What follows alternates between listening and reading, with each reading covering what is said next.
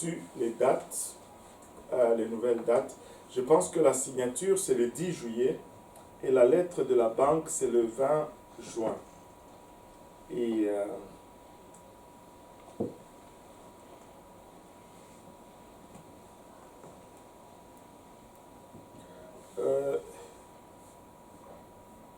donc, le courtier, il est là.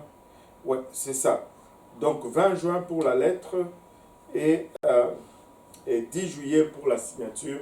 Donc, 10 juillet, nous allons devenir propriétaires d'une nouvelle bâtisse, d'un nouveau bâtiment. Et avec les déconfinements qui commencent petit à petit, je sais que dès qu'on va ouvrir, nous allons être prêts à aller adorer là-bas, même s'il n'y aura pas de chaises encore. On peut faire la distanciation sociale. Amen. Alléluia. Parce que la bâtisse est grande. Pour les gens de l'Est, je pense que si dès qu'ils disent distanciation sociale dans un bâtiment, il y a assez de place pour mettre au moins 100 personnes et respecter le 2 mètres sans problème. Et nous anticipons ce jour, vraiment, nous l'anticipons avec beaucoup d'actes, beaucoup de précipitations. Alors, voilà pour nos annonces. Ah, j'allais oublier, continuez de prier. On a eu une porte d'opportunité. Peut-être que le Seigneur va faire quelque chose, on ne sait pas.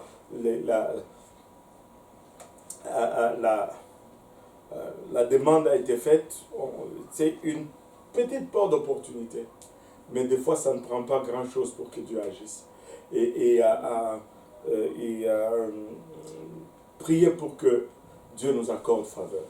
Ça pourrait résoudre tous nos problèmes de financement. Et ça, c'est une chose. L'autre chose, c'est que c'est samedi qui vient. Il y a une visite pour la bâtisse. Il y a une personne qui va venir visiter la bâtisse de l'Est. Donc, un client potentiel. Notre première visite, priez pour que nous puissions vendre très rapidement, afin que nous puissions être en mesure de bouger avec tout le projet. Amen. Amen. Donc, voilà pour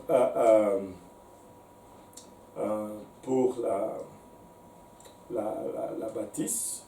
Nous allons aller dans la parole du Seigneur. Encore une fois aujourd'hui, nous étions en train d'explorer la parole du Seigneur. Nous avions commencé explorons la parole de Dieu et nous étions en train de parler de l'homme qui est dans le jardin et qui est tombé en disgrâce vis-à-vis de Dieu. Il a mangé le fruit. Nous avons vu un peu la technique que le diable a utilisée pour induire l'homme en erreur. Et nous allons continuer sur cette lancée. Juste pour nous rafraîchir la mémoire, tu vas lire? On va aller dans Genèse 3.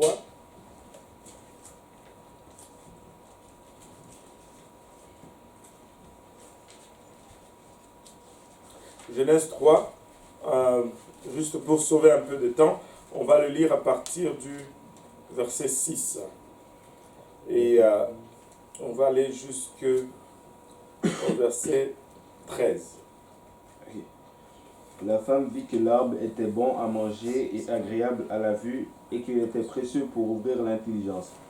Elle prit de son fruit et en mangea. Elle en donna aussi à son mari qui était auprès d'elle, et il en mangea. Les yeux de l'un et de l'autre s'ouvrirent, et ils connurent qu'ils étaient nus. Et ayant conçu des feuilles de figuier, ils s'en firent des ceintures. Alors ils entendirent la voix de l'Éternel Dieu qui parcourait le jardin vers le soir, et l'homme et sa femme se cachèrent loin de la face de l'Éternel Dieu, au milieu des arbres du jardin. Mais l'Éternel Dieu appela l'homme et lui dit, « Où es-tu » Il répondit, « J'ai entendu ta voix dans le jardin, et j'ai eu peur parce que je suis nu, et je me suis caché. » Et l'Éternel Dieu dit, « Qui t'a appris que tu étais nu? Est-ce que tu as mangé de l'arbre dont je t'avais défendu de manger ?» L'homme répondit, la femme que tu as mise auprès de moi m'a donné de l'arbre et j'en ai mangé. Et l'Éternel Dieu dit à la femme, pourquoi as-tu fait cela? La femme répondit, le serpent m'a séduit et j'en ai mangé. Voilà. Donc c'est comme ça que l'homme est tombé en disgrâce et nous avions vu un peu les trois tentations la dernière fois et nous avions vu comment les déjouer. Est-ce qu'on avait vu, on a parlé des tentations du Seigneur? Yes. Ouais, on avait vu comment déjouer les trois tentations. Merci beaucoup. Et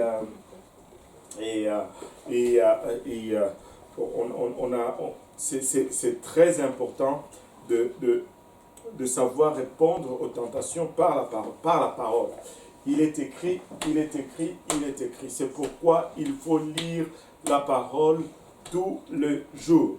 Amen. Alors, quand ils ont mangé le fruit, ils se sont rendus compte qu'ils étaient nus. Et la Bible nous dit, ils ont pris de feuilles de figuier et ils se sont cousus, ils se sont fait une ceinture. Donc, ils ont pris de feuilles de figuier, ils ont fait une ceinture. Et le mot ceinture ici, c'est le mot hébreu agora, qui signifie littéralement un cache-sexe. Juste un truc pour couvrir les hanches et la partie pubique. Et c'était ça la conception de l'homme pour un vêtement. Et si nous le regardons aujourd'hui, on dirait juste que c'est un caleçon ou un slip ou un sous-vêtement. Et c'est tout. C'est pour... Quand il a réalisé qu'il était nu, c'est comme ça qu'il a pensé à se couvrir. Et il a mis ça, il dit, ah, c'est correct. Et il a commencé à marcher avec ses feuilles. Mais la Bible nous dit, au verset 8, alors ils entendirent la voix de l'Éternel Dieu qui parcourait le jardin vers le soir. Et l'homme et sa femme se cachèrent loin de la face de l'Éternel au milieu des arbres du jardin. Mais quand ils ont entendu Dieu, ils sont allés se cacher. Ils vont en arrière des arbres. Mais l'Éternel Dieu appela l'homme et lui dit, où es-tu? Et moi, j'ai toujours trouvé cette partie très impressionnante, très significative. Un Dieu qui connaît toutes choses, un Dieu qui voit toutes choses, un Dieu à qui rien n'échappe, un Dieu qui te dit ceci, même si un cheveu tombait de la tête de Michael, il le voit. Un cheveu qui tombe, il voit. Mais là, il demande à Adam, où es-tu? Ça fait quand même étrange. Il savait exactement où se trouvait Adam. Il savait en arrière de quel arbre, avant même que Adam n'arrive à cet arbre, il disait, bon voilà, il va aller se cacher en arrière de cet arbre. Et voilà, Adam, il arrive, il se cache en arrière de cet arbre. Et Dieu sait tout, Dieu connaît tout, Dieu voit tout. Mais il demande quand même à Adam, où es-tu? Il n'a pas demandé cette question pour qu'il puisse savoir où se trouvait Adam. Mais il a posé cette question pour donner une opportunité à Adam. Parce qu'il savait déjà où se trouvait Adam. Il avait déjà cette information. Mais il voulait donner une opportunité à Adam. Et l'autre chose qu'on remarque aussi également dans ce passage, c'est que Adam et Ève, ce sont eux qui ont offensé Dieu. En principe, si c'était entre nous là, moi si j'offensais Daniel, non, bon, je vais le mettre à l'envers. Si Daniel m'offensait par exemple, je vais rester là, je vais dire, oh, celui qui m'a offensé, il faut que celui qui vienne me demander pardon. Mais Dieu n'a pas fait comme ça. Dieu a été offensé, mais c'est lui qui est venu chercher. Quel exemple, quelle leçon d'humilité. C'est lui qui était offensé, c'est lui qui est venu à la recherche. Et Et là, non seulement il vient chercher, mais il donne l'opportunité. Où es-tu, Adam? Cette question peut aussi signifier, Adam, est-ce que es-tu vraiment à la place où je t'avais laissé dans notre relation? Qu'est-ce qui s'est passé? Qu'est-ce qui est arrivé? Et ça, c'est juste une opportunité pour que Adam puisse demander pardon. Adam aurait pu dire, oh Seigneur, je me suis caché, je suis nu parce que, bon voilà, j'ai désobéi. Il pouvait juste prendre de l'avant ou saisir l'opportunité et demander pardon. Mais il ne l'a pas fait. Regardez, Dieu lui demande, où es-tu? Il répondit, regardez maintenant sa réponse. Tu peux lire sa réponse, verset 10. Il répondit, j'ai entendu ta voix dans le jardin et j'ai eu peur parce que je suis nu et je me suis caché. Premier intrigue ici. Sur la sanctification. Premier indice sur la sanctification. L'homme, on a lu qu'il s'est fait des feuilles de figuier, il s'est fait une ceinture, il s'est couvert, n'est-ce pas? Amen. Il était couvert, oui ou non? Oui. Maintenant, quand Dieu lui demande, où es-tu? Il dit, je me suis caché parce que je suis nu. Ben là, ça ne marche pas. Il était déjà couvert. Pourquoi est-ce qu'il dit encore qu'il est nu? Ben, il n'y a qu'une seule façon d'interpréter ce passage. C'est que ce que l'homme avait fait, c'était une couverture selon l'homme. Mais quand la présence de Dieu est venue, il s'est vite rendu compte que cette affaire ne fonctionnait pas. Ça n'a pas marché. Dieu est venu et ça n'a pas tenu. Ça n'a pas tenu. Vous savez, en d'autres termes, se promener avec un caleçon, ben, c'est se promener nu. C'est pourquoi un chrétien, ben, il ne va pas à la piscine, il ne va pas aux plages, ben, publiques. Et quelqu'un m'avait dit une fois, mais pasteur, et si moi j'y allais, mais que je mettais juste mes jogging et tout, personne ne va me voir. J'ai dit, c'est bien beau, mais la chose, c'est que ce n'est pas un one way, c'est both way. Toi, peut-être les gens ne vont pas te voir, mais toi, tu vas les voir. C'est pas juste question que les gens ne me voient pas. C'est que moi aussi, je ne dois pas voir les gens. Je dois aussi protéger mes yeux. Ce n'est pas bon que les gens voient ma nudité. Ce n'est pas bon non plus que moi, je vois la nudité des gens. Donc, c'est pas seulement que moi, je peux mettre un scaphandre et aller à la piscine. Non. C'est que je vais voir les autres qui sont mal habillés. Scaphandre, c'est les trucs, les combinaisons de plongée. Je vais dire, j'ai un peu exagéré. Tu sais, les anciennes combinaisons de plongée avec un tuyau là. Okay. Ouais, ça, c'est une scaphandre. Et c'est ça. Donc, c'est pas juste que c'est dans les deux sens. Hein? C'est dans les deux sens. Donc, la conception de l'habillement selon l'homme n'a pas marché quand Dieu s'est manifesté. Adam s'est rendu compte qu'il était nu. Et on va voir aujourd'hui, c'est quoi la conception d'un habillement pour Dieu. Qu'est-ce qui est approprié pour Dieu? Et c'est ça qui va être notre standard. Parce que nous ne sommes pas intéressés à faire plaisir à quelqu'un d'autre. Nous ne sommes pas, même pas. Écoutez, si tu vas servir Dieu, tu vas arriver à cette place où tu n'es même pas intéressé à te faire plaisir toi-même. Tu dois être intéressé à faire plaisir à Dieu. En fait, ton plaisir doit dériver de ce que Dieu est content. Je n'ai pas beaucoup d'amen. Je pensais qu'aujourd'hui, comme j'étais tout enthousiasme, mais là, je suis en train de... bon, ok. Amen, amen. Bon, alléluia. Tu dois aller au-delà de te faire plaisir toi-même. Tu dois rechercher qu'est-ce qui est agréable à Dieu. Amen. Et il y a plusieurs raisons pourquoi tu dois rechercher le plaisir de Dieu plutôt que ton plaisir à toi ou le plaisir de quelqu'un d'autre. Et il y a plusieurs raisons. On le verra peut-être à un moment donné. Mais voilà. Et là, il dit, je me suis caché parce que je suis nu, etc. etc. Et là, le verset 11.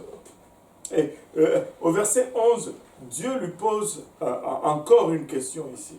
Et verset 11. Dieu dit, qui t'a appris que tu es nu? Est-ce que tu as mangé de l'arbre dont je t'avais défendu de manger? Est-ce que tu as mangé de l'arbre dont je t'ai défendu de manger? La réponse à cette question devait être oui, oui j'ai mangé. Ou bien, ben non, je n'ai pas mangé s'il n'avait pas mangé. Amen. Mais il avait mangé. Donc il devait dire oui. Et puis ça allait être suffisant. Mais regardez. Est-ce qu'il y en a qui savent qu'est-ce que ça veut dire HS? Hors sujet. Hors sujet. J'ai souffert avec cette affaire-là.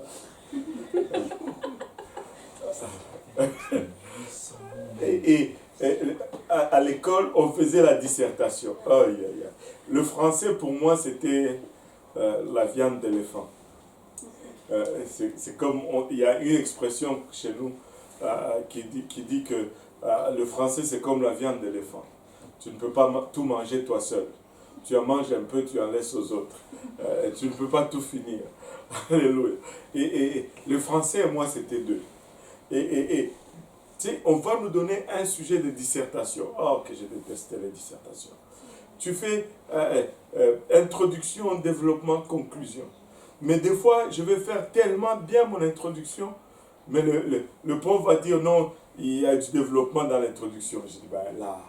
Et là, je vais faire mon introduction. Non, ça devait partir du développement.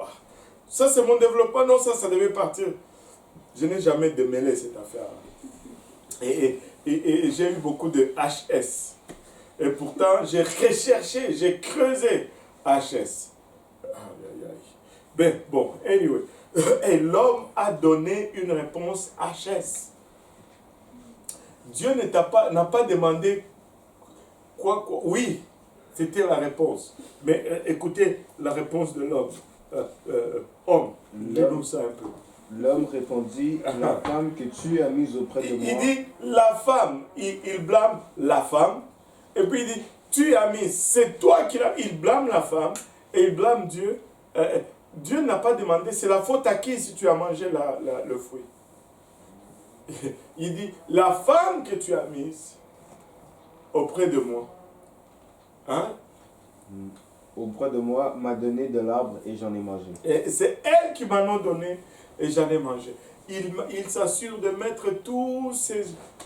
Mais ça, c'était pas un homme vraiment... C'était pas bon, hein?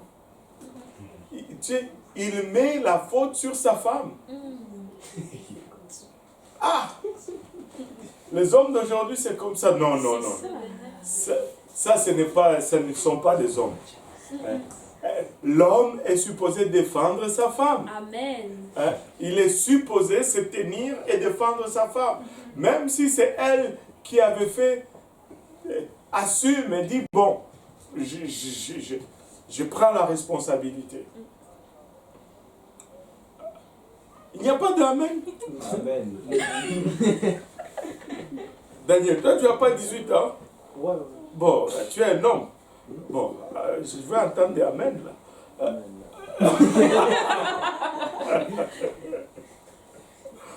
David, tu t'es sauvé? Non. Et je n'ai pas entendu amen. Amen. Ça, c'est un amen d'obéissance ou un amen d'être d'accord, que je suis d'accord? Les deux. Aïe, aïe, aïe. Bon, écoutez, l'homme doit assumer.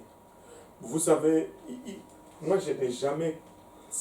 Aujourd'hui, c'est triste de voir... Si tu n'es pas capable d'assumer, tu n'es pas prêt pour le mariage. Point final. l'exemple du mariage, c'est Christ avec l'Église. Montre-moi une place où Christ a blâmé l'Église.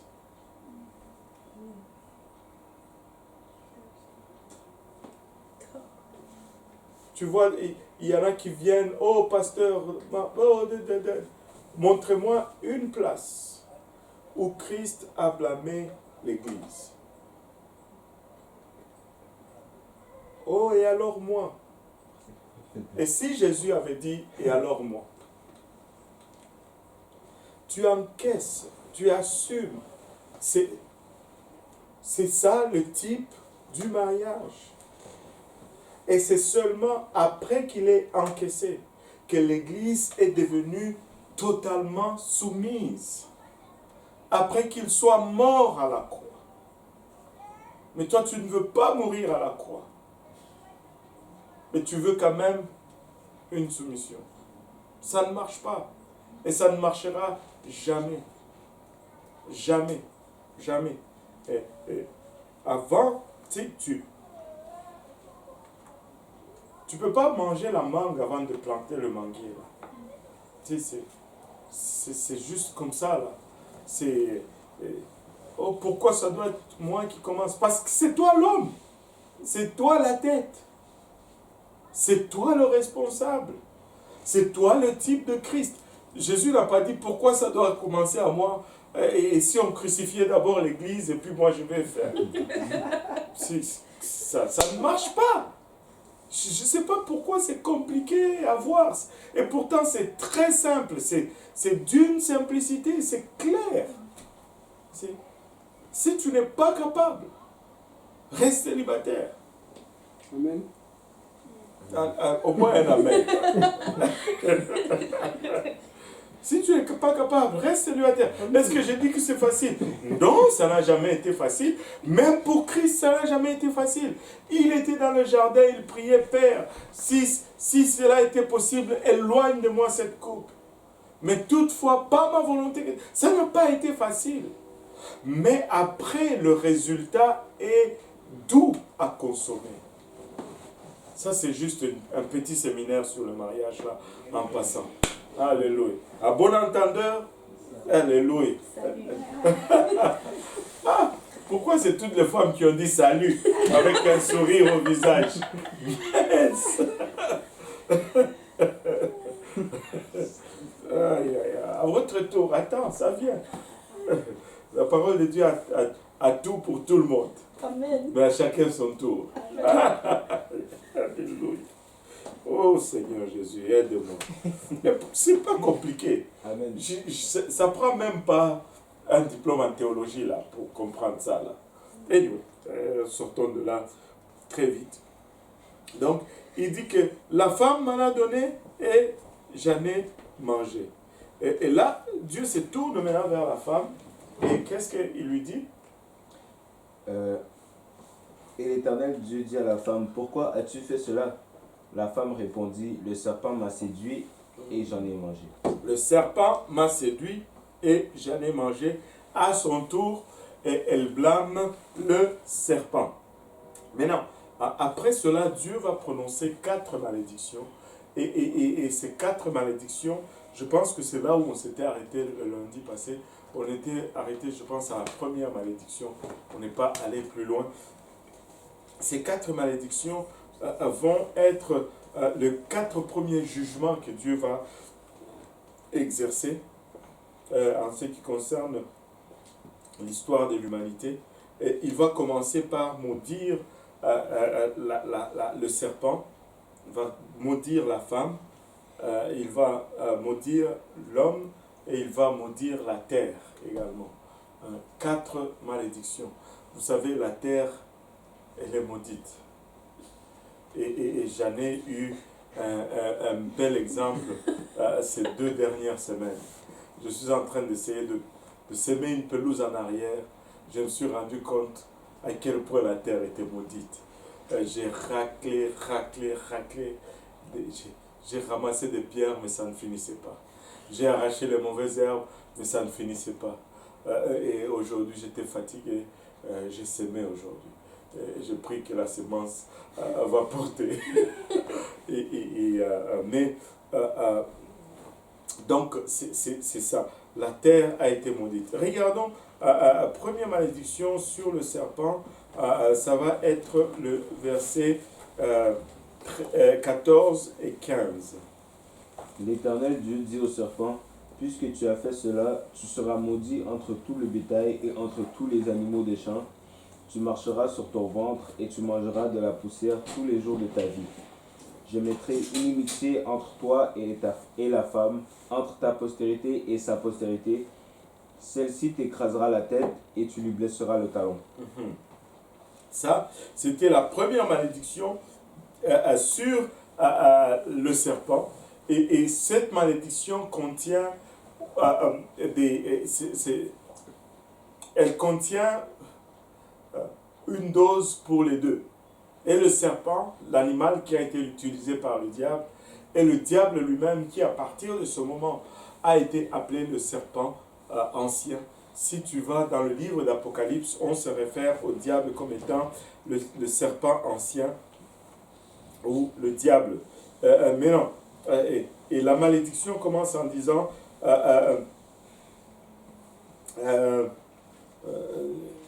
puisque tu as fait cela, tu seras maudit entre tout le bétail et entre tous les animaux des champs. Nous avions vu la dernière fois qu'on n'avait pas une affection naturelle vis-à-vis du serpent. Je vous avais même raconté l'histoire de cette dame qui dormait avec son serpent et qui, ce serpent, s'est préparé à la manger. Mais heureusement qu'elle est allée chez le vétérinaire et elle a dû prendre des précautions par la suite. Et l'histoire dit vraiment qu'elle est rentrée quand même à la maison avec le serpent, mais elle a commencé à le mettre dans une cage. Et moi, en tout cas, je ne serais jamais parti avec ce serpent parce que le serpent ne serait jamais entré dans ma maison. Si je croise un serpent, il y en a toujours un qui doit sortir de la mort, l'autre vivant. Et c'est ça. Le serpent, c'est pas un animal que... non, pas du tout. C'est même mort.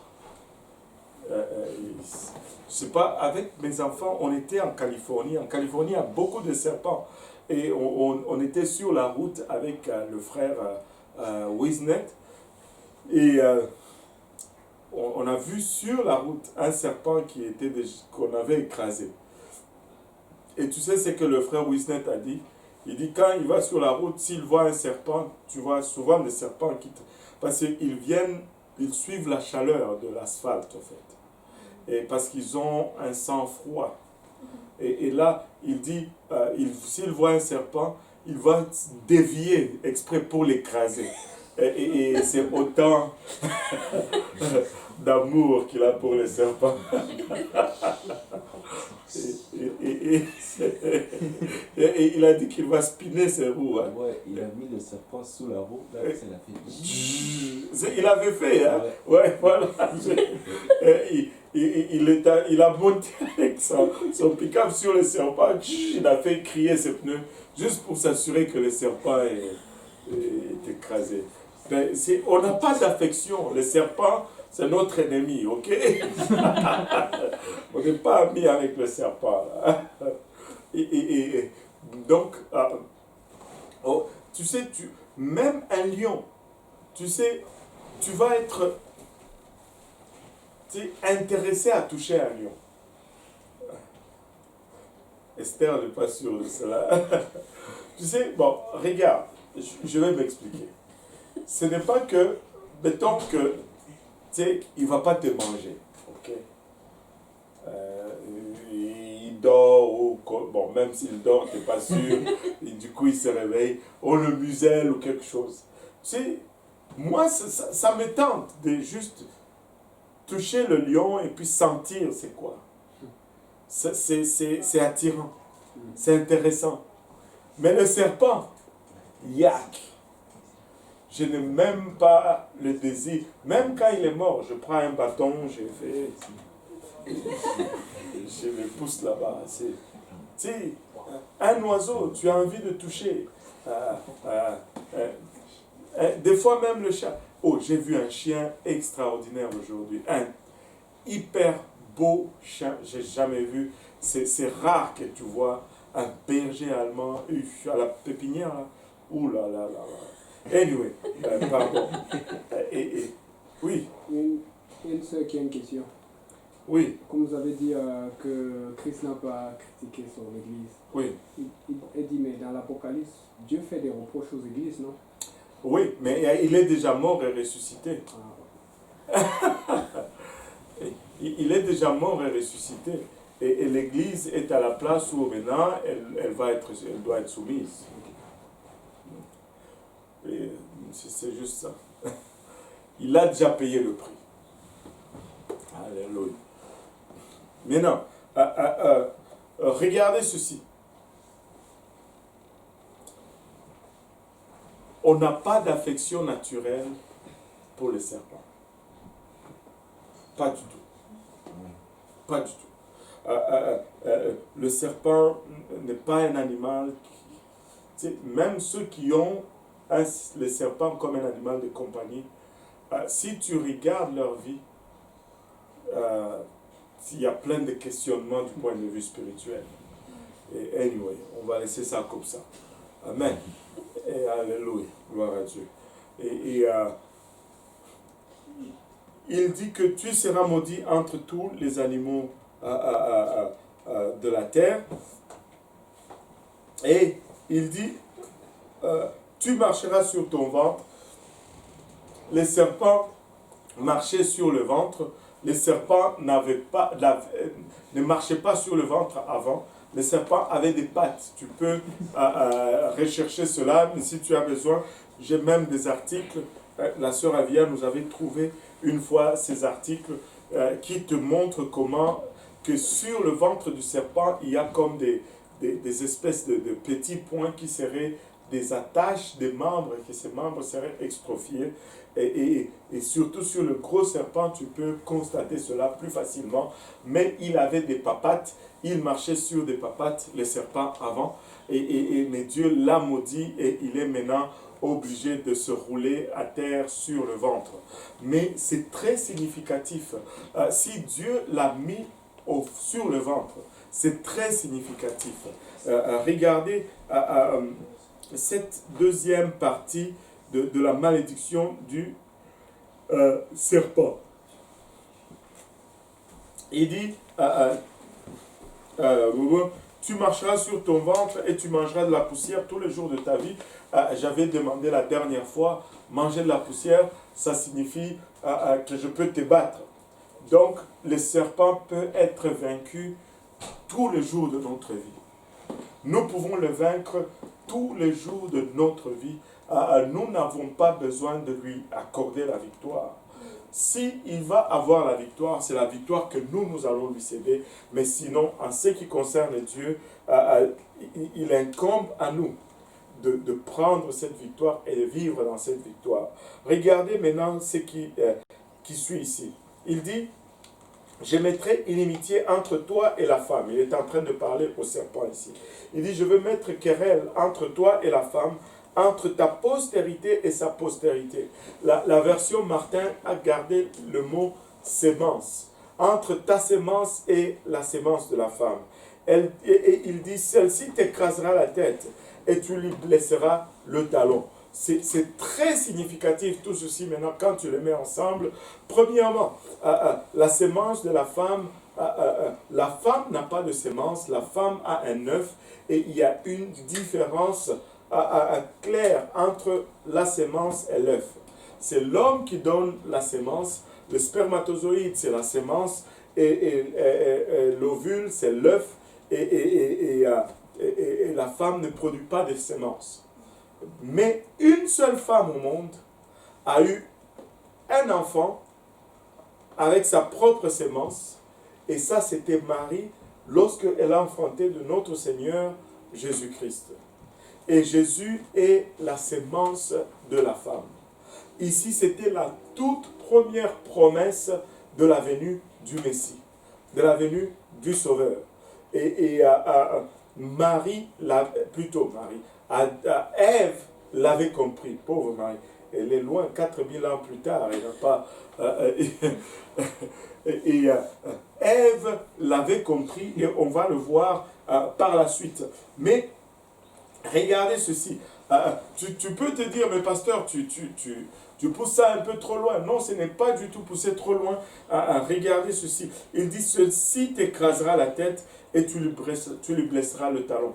Ça, ce sont des euphémismes. En français, on appelle ça euphémisme. Même si le français, c'est la viande d'éléphant, ben, j'ai quand même mangé ma part. Je peux dire, je peux connaître quand même l'euphémisme. Ça, ce sont des euphémismes. Ce sont des expressions. On utilise une petite expression pour illustrer quelque chose de plus grand, en fait. Quand il dit « celle-ci t'écrasera la tête », c'est un euphémisme pour une victoire totale. Mais toi, tu lui blesseras le talon. C'est un euphémisme pour une victoire partielle ou temporaire. Le diable, quand il a crucifié le Seigneur et l'a mis à mort, il a eu une victoire partielle ou une victoire temporaire qui a duré 72 heures. Mais lorsque le Seigneur est ressuscité, il a eu une victoire totale sur le diable et cette victoire continue jusqu'à aujourd'hui. Je tire de cette victoire, tu puises de cette victoire, elle puise de cette victoire. Nous puisons tous de la victoire que Jésus a eue sur le diable dans le temps passé parce que c'est une victoire totale et permanente. Maintenant, j'aime cette illustration. C'est comme si, dans la parole de Dieu, rien n'est laissé au hasard. Dieu s'assure de mettre le diable sur le ventre. Si le diable est couché à terre sur le ventre, j'allais faire une illustration, mais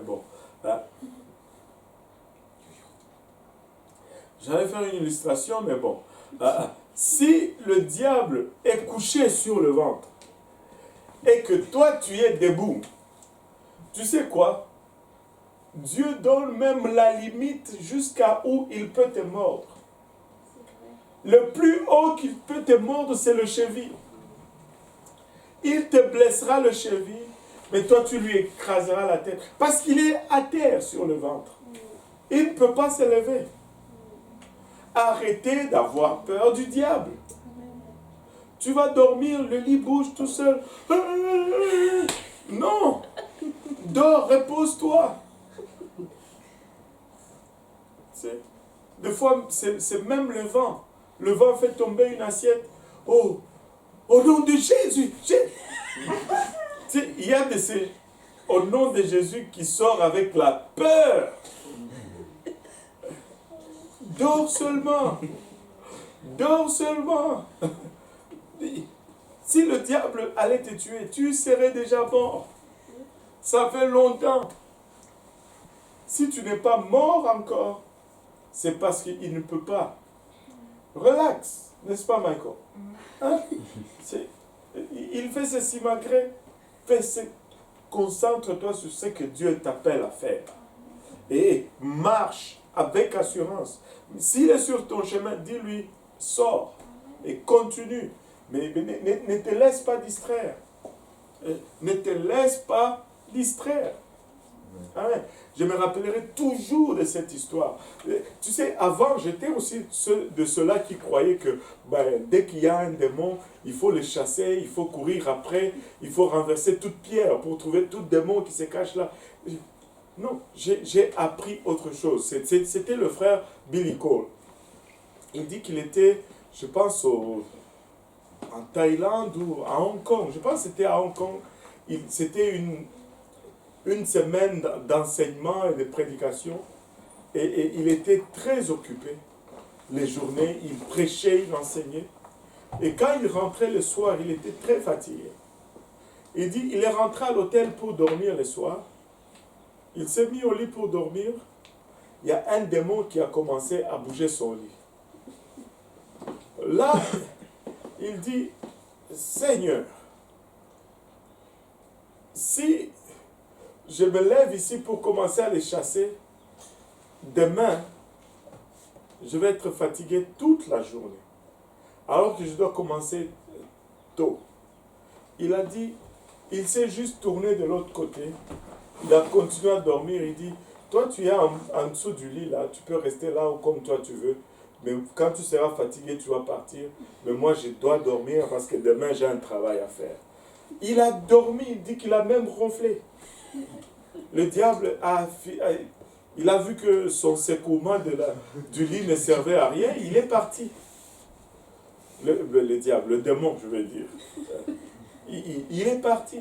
Tu sais, il y a un temps pour chasser un démon, il y a un temps pour juste te reposer, pour faire ce que Dieu t'appelle à faire. Ne te laisse pas distraire. Amen. Ne te laisse pas distraire. Alléluia. Et donc, c'est ça. Nous avons la victoire. Marche dans la victoire, marche avec assurance. Ne marche pas avec la crainte. Tu ne peux pas avoir et la crainte et la foi en même temps. C'est impossible. Quand tu as la peur, là, la foi n'est plus là. Oh my goodness. Là, tu commences à regarder toutes les fois que tu avais peur. Tu te dis, mince. Hein? Quand il y a la peur, la foi n'est pas là. Et donc, voilà. Et l'Éternel se tourne maintenant vers la femme et il dit à la femme, verset 16, Il dit à la femme, j'augmenterai la souffrance de tes grossesses, tu enfanteras avec douleur et tes désirs se porteront vers ton mari, mais il dominera sur toi. Waouh! Voilà, regardons ceci. J'augmenterai la souffrance de tes grossesses. Et ça, il n'y a rien à expliquer là-dessus. Tout maman qui a déjà accouché va te dire que l'accouchement s'est fait dans la douleur. Et c'est très douloureux de donner naissance à un enfant. Et c'est vraiment entre la vie et la mort une des raisons pourquoi nous devons encore plus respecter nos mamans. Parce que c'est très douloureux le processus de venir dans ce monde.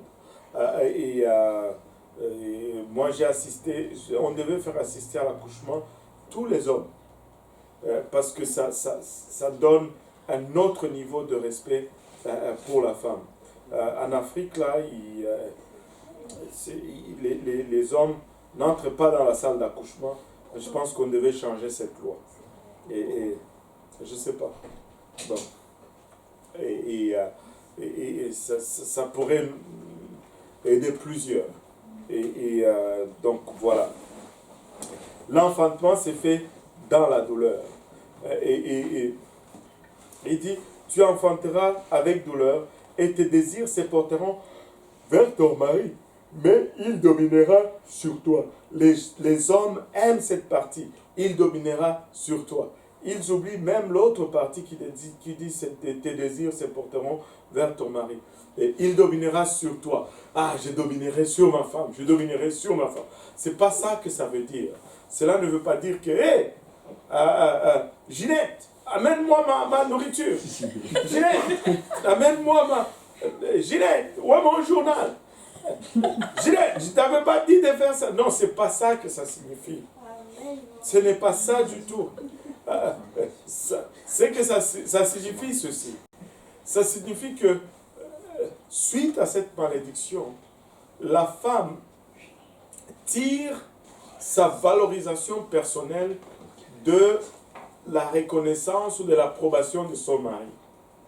Si son mari ne la trouve pas, elle va être malheureuse. Je vais donner un exemple. Et il y a plusieurs, il y a 2 femmes mariées ici, elles vont pouvoir confirmer. Bon, laissez-moi vous dire ceci. Une femme, elle peut être la plus belle femme au monde. Amen. Elle peut être la plus belle femme au monde. Elle passe sur la rue, les gens tombent tellement qu'elle est belle. Mais quand elle rentre chez elle, si son mari ne lui dit pas tu es belle, elle va être malheureuse. Amen. Bon, j'ai eu au moins 2 amen. Faibles des femmes. Bon, on va prendre ça. Ben, j'en ai eu deux, c'est correct. J'ai eu j'ai eu le max. Voilà. Donc, ce n'est pas... Si, elle peut être la meilleure cuisinière au monde. Mais si son mari dit que, ah, toi, je n'aime pas ta nourriture, elle va être malheureuse. Donc, sa confiance personnelle dépend de son mari. Ça, ce n'est pas... Ça nous montre, ça nous amène juste à une autre place de responsabilité. C'est-à-dire, nous devons reconnaître nos femmes. Nous devons apprécier nos femmes. Tu dois dire à ta femme, chérie, toi tu es belle. Et tu dois lui dire, ah, j'aime quand tu portes ça. Ah, j'aime cette couleur te va bien. Et ce sont des petites choses qui sont très importantes pour une femme.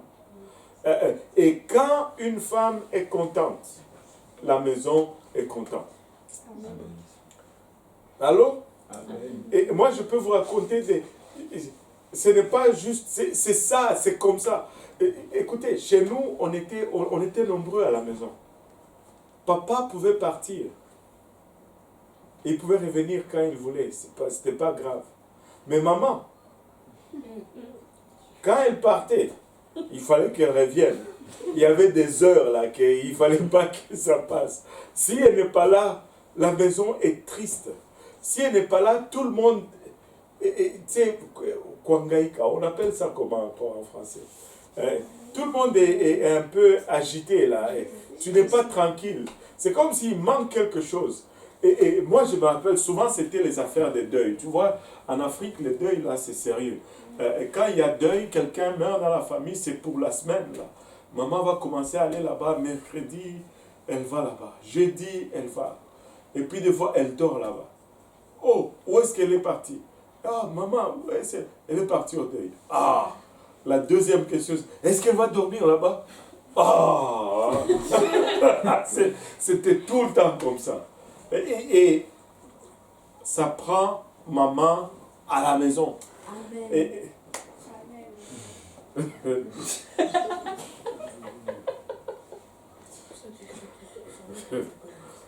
Ça prend maman à la maison. Amen. On va régler ça après. Ça va te coûter cher. Ça prend maman à la maison. Et quand maman n'est pas là, rien n'est pareil. Amen. Rien n'est pareil. Rien n'est pareil. Et donc, valorise maman, valorise ta femme, reconnais ta femme, apprécie ta femme, et tu verras que ça porte fruit. Dis-lui que tu la trouves belle. Ben, tu devrais le dire parce que tu l'as épousée. Si tu l'as épousée, parce que tu l'as trouvée belle. Enfin, j'espère que c'est la raison pourquoi tu l'as épousée. Mais c'est comment, des fois, ce sont des choses naturelles. Tu ne dis jamais à ta femme qu'elle est belle. Pourquoi tu l'as épousée? On va t'accuser d'autre chose. Anyway. Bon, on va laisser ça comme ça. Aujourd'hui, je ne sais pas pourquoi ça glisse tout le temps là-dedans. Mais c'est ça qui est ça. Donc, dis à ta femme, tu es belle, maman. Des fois, tu sais, je ne sais pas, juste sois waouh de ta femme. Si tu l'as épousée, c'est qu'à un moment donné, elle t'a waouh. N'est-ce pas? À un moment, tu dis, en tout cas, c'est waouh. C'est ça. Mais anyway, Seigneur, aide-nous. Je suis en train d'aider quelqu'un, je pense, parce que sinon ça n'allait pas arriver comme ça encore et encore et encore. Dieu est en train d'aider quelqu'un. Alléluia. Et là, on va aller maintenant vers l'homme. Il dit à l'homme, verset 17. Il dit à l'homme, puisque tu as écouté la voix de ta femme et que tu as mangé de l'arbre au sujet duquel je t'avais donné cet ordre, tu n'en mangeras point, le sol sera maudit à cause de toi. C'est à force de peine que tu en tireras ta nourriture tous les jours de ta vie. Il te produira des épines et des ronces, et tu mangeras de l'herbe des champs. Waouh! Déjà, première malédiction, la terre est maudite. à cause de l'homme, cette terre qui portait, qui produisait des bonnes choses, maintenant elle commence à produire les mauvaises herbes. Les mauvaises herbes poussent d'eux-mêmes. Et leurs racines, souvent, c'est fort. En tout cas, j'en ai appris sur les mauvaises herbes. Et je pense que je devais commencer à faire des cauchemars, des cailloux et des mauvaises herbes qui me poursuivent. Et ça pousse tout seul. Ça n'a pas besoin d'engrais ni quoi que ce soit. Tu n'as pas besoin même de les s'aimer. Ils poussent tout seuls. Tu les arraches, ils repoussent. Mais sème ton maïs. Si tu ne l'entretiens pas, il meurt. Si tu l'arraches, il ne repousse pas tout seul. Et parce que c'est la terre qui est maudite. Maintenant, il dit,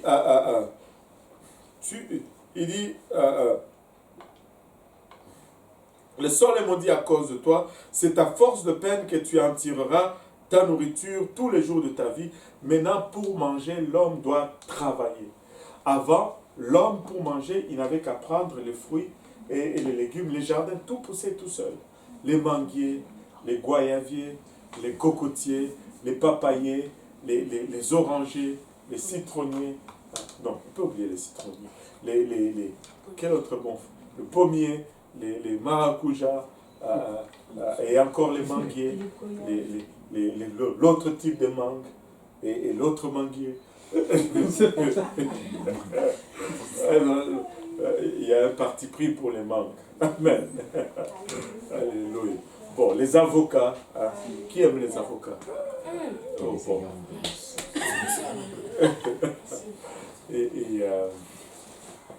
Et donc, et les poulaillers. Les arbres qui produisent des poules. Ça, c'était pour voir si vous étiez réveillés. Alléluia. Et il n'avait pas besoin de travailler, il pouvait juste cueillir et manger. Mais là, maintenant, il a besoin de travailler pour manger. Il faut travailler pour manger. D'accord. Il faut travailler pour manger. Alléluia. Il a dit oui. Sœur Solange, il a dit oui. Alléluia. Et donc, il dit, c'est à force de peine que tu en tireras ta nourriture tous les jours de ta vie. Il te produira des épines et des ronces et tu mangeras de l'herbe des champs. Donc l'homme était encore végétarien malgré cette malédiction. Il dit, c'est à la sueur de ton visage que tu mangeras du pain. Maintenant, pour manger, il faut suer. Et chez nous, il y a une expression, on fait ça. Quand quelqu'un te dit, je vais te faire ça, c'est qu'il va te faire souffler. Tu vas suer parce que quand tu travailles dans le champ, tu souffres. Et quand tu sues pour empêcher que la sueur entre dans tes yeux, souvent ils vont faire ça et ils vont jeter la sueur. Et il dit, je vais te faire ça. Toi, tu vas faire ça, toi.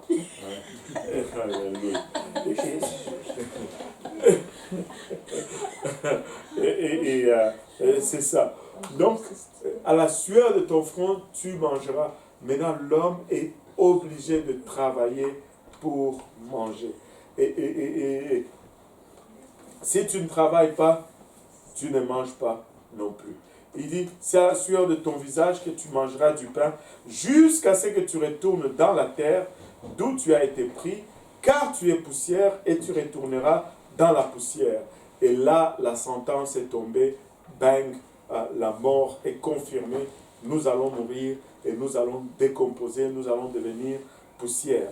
Et là, regardez le verset 20. Le verset 20, très important, très significatif. Adam donna à sa femme le nom d'Ève, car elle a été la mère de tous les vivants. Adam donna à sa femme le nom d'Ève, car, pourquoi? Parce qu'elle a été la mère de tous les vivants. Quand ils disent de tous les vivants ici, ça parle de tous les humains. Parce que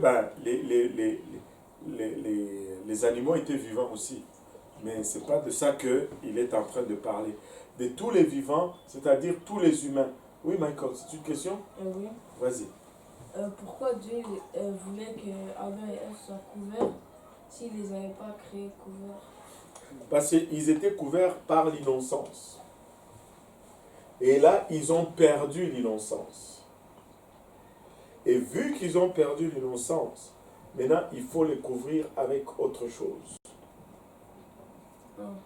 L'innocence était leur première couverture. Ben, est-ce que toi, tu peux venir chaque lundi comme ça? Ici. Comment ça, non? Tu ne veux pas? Mais je ne peux pas. Comment ça, tu ne peux pas? Parce que c'est pas tous les jours que j'ai travaillé. Ah ben, bon. Et si je plaidais pour le droit? Oui, j'allais venir. Ah, bon. Parce que j'aime tes questions, ça alimente les études. Bon, voilà. Hein? Non, j'aime tes questions.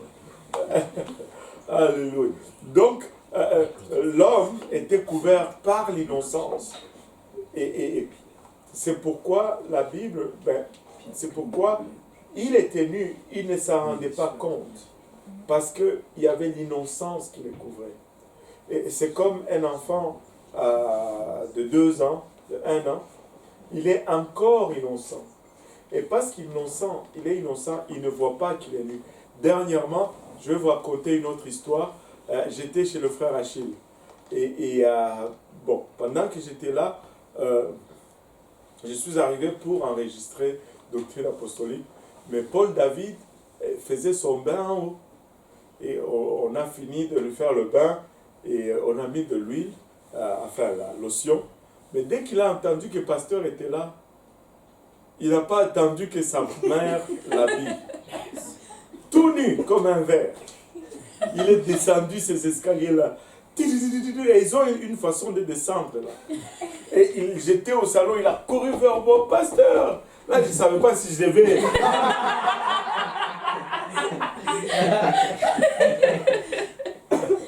Et je lui ai donné un câlin et il était content.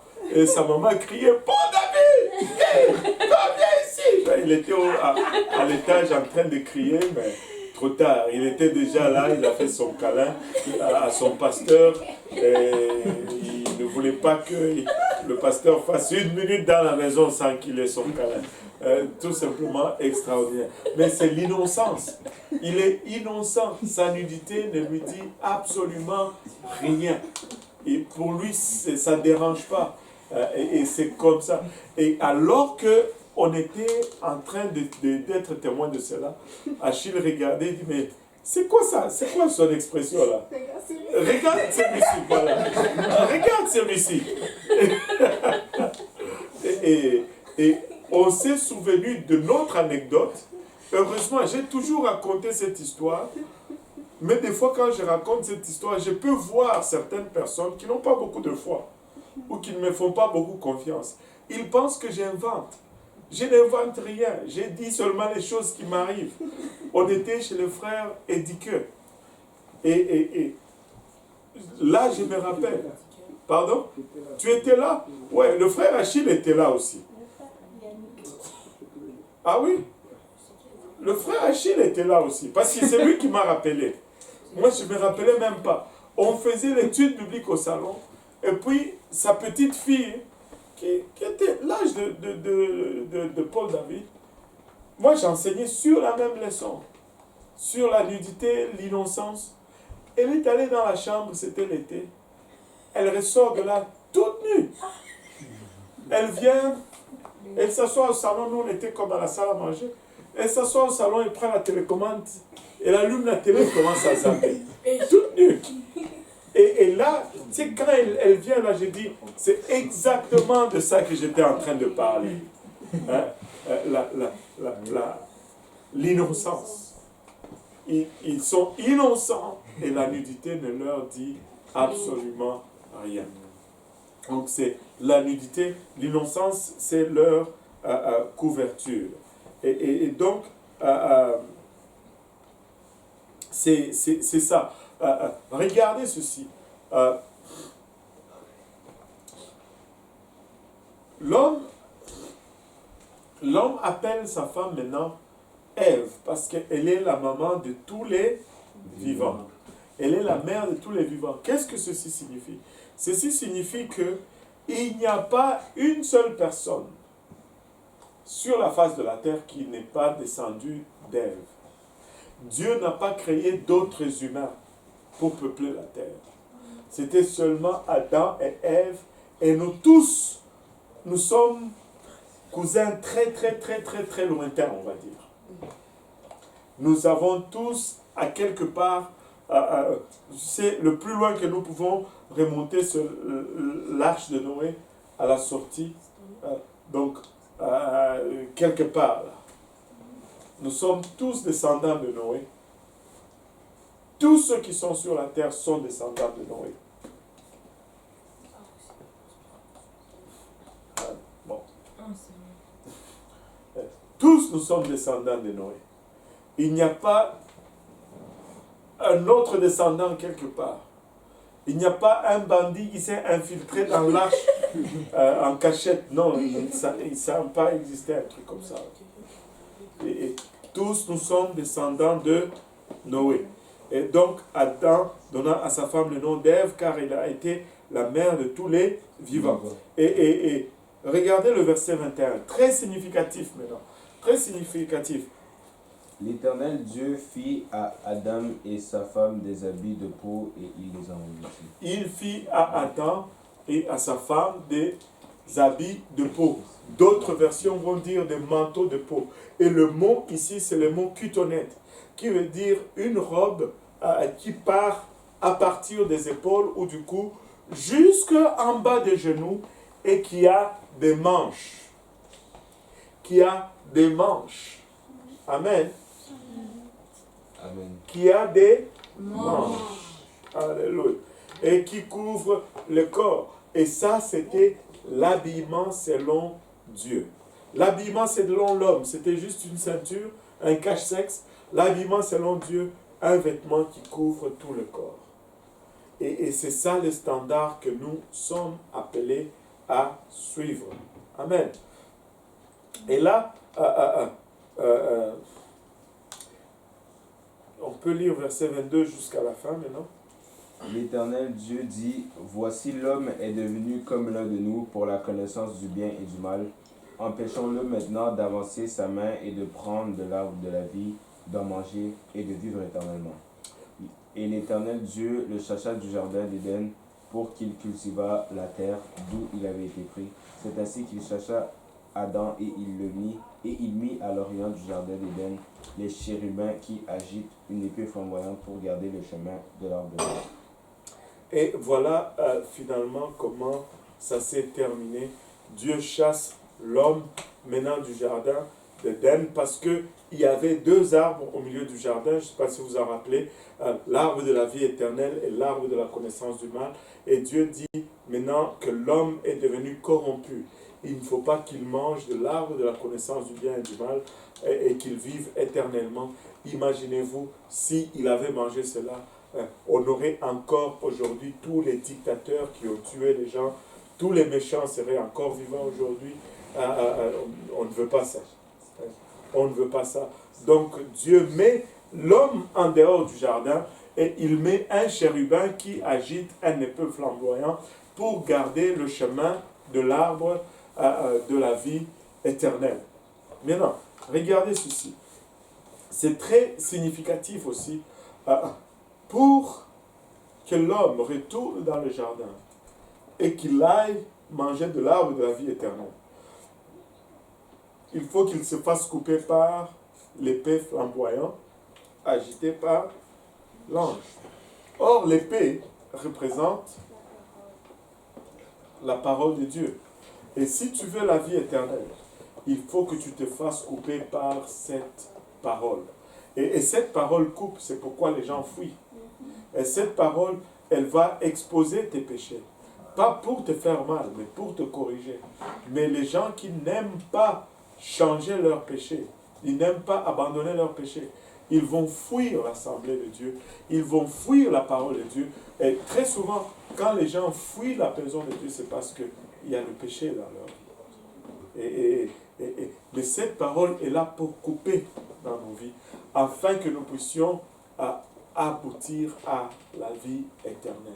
Si tu veux la vie éternelle, il faut que cette épée coupe dans ta vie aujourd'hui. Très significatif, l'homme est maintenant en dehors du jardin. La vie est différente maintenant.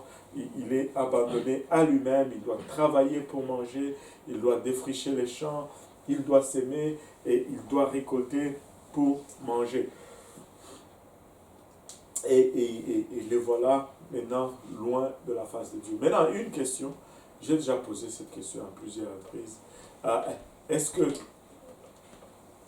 l'arbre de la vie éternelle, pouvons-nous la trouver encore sur la terre aujourd'hui? Non. Et, ce n'est même pas fini ma question.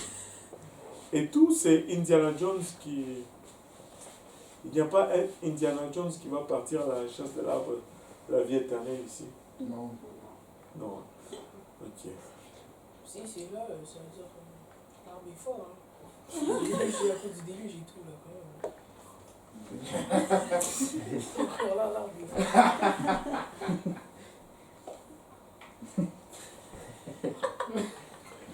Aïe, aïe, aïe. Bon.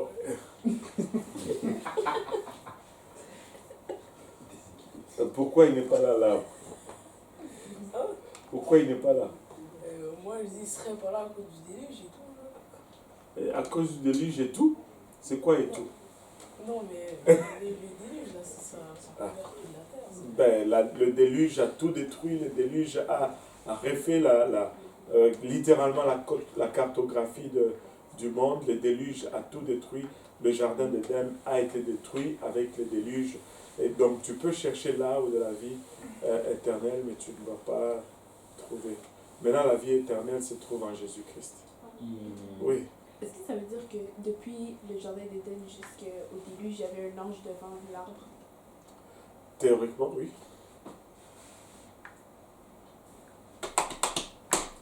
Oui. Et est-ce qu'on sait où le jardin d'Éden était à peu près? Oui. On sait à peu près. C'est grâce à quatre indices ou les 4 fleuves qu'on retrouve dans Genèse 2. Et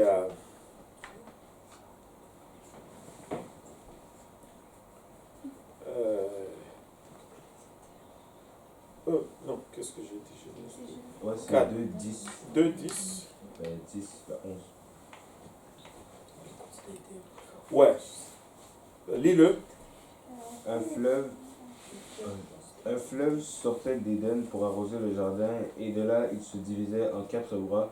Le nom du premier était Pichon. C'est celui qui entoure tout le pays de Havila, où se trouve l'or. L'or de ce pays est pur. On y trouve aussi le bdellium et la pierre d'onyx. Je pense Pichon, ça serait le fleuve Nil aujourd'hui. Si ma mémoire est bonne. Ouais. Oh non, Nil c'est Guillaume, je pense. Lis le deuxième, verset 13. Le nom du second fleuve était Guillon. C'est celui qui entoure tout le pays de Cush. Ouais, je pense que Guillaume c'est le fleuve Nil. Parce que le fleuve Nil partait en Afrique. Et Cush, c'est l'Afrique. Cush, c'est noir, en fait. Ouais, vas-y. Le nom du troisième était Hiddekel, c'est celui qui coule à l'orient de la Syrie. Le quatrième fleuve, c'est l'Euphrate.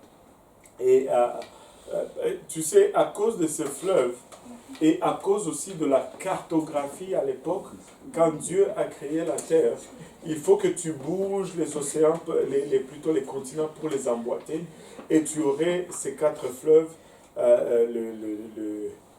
l'Euphrate, qui a gardé le même nom, le Nil, le Tigre, et l'autre, je ne me rappelle pas c'est lequel, et le jardin d'Éden serait dans ce coin. Et si tu regardes vraiment toute l'histoire de l'humanité, c'est vraiment dans la région mésopotamienne où on trouve la naissance de toutes choses.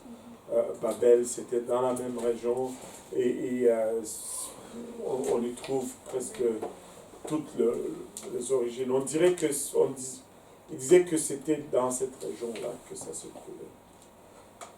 Un peu en Afrique, un peu en Asie, et voilà. Et c'était pas petit le jardin, c'était grand. C'était vraiment grand. Il y avait tous les bons fruits là-dedans. C'est quoi ton fruit préféré? La goyave, peut-être. La goyave, peut-être. Il y avait des goyaviers. Et laisse-moi te dire, il y avait toutes sortes de goyaviers. Tu sais, il y avait des goyaviers qui produisent les grosses goyaves vertes avec l'intérieur rose.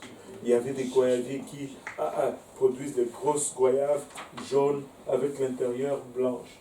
Il y avait des goyaviers qui produisaient des grosses goyaves blanchâtres avec l'intérieur blanchâtre comme brun et toutes sortes de... Anyway.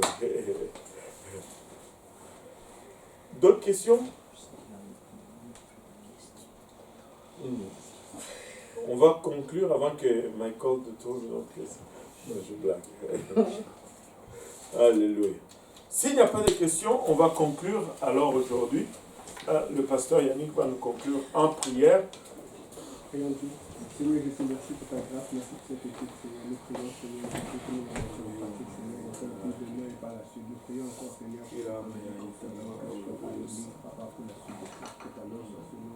Au nom de Jésus. Que tout le monde dise au nom de Jésus. Au nom de Jésus. Alléluia. Merci Seigneur.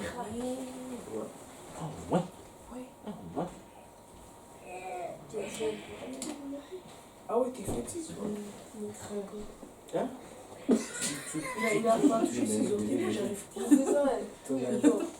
Moi je suis un bâton. Cacher des caméras. Juste faire ton des jours et ton matin, on va aller plus. Ben, essaie de toucher tes orteils. Mince. Voilà, ça Est-ce que tu as des os? Tu as des os? Je pense que C'est quoi le prochain? C'est là, ça m'a fait mal. touche tes orteils. Ok, fais comme Que le ça. Seigneur vous bénisse et les prochaines diffusions demain, j'espère que vous tous vous allez être là, j'espère que vous allez Comme ça, là, été devant bénis toi. par le Seigneur. 1, 2, 3, 4. Au revoir. En plus, moi, je fais ça.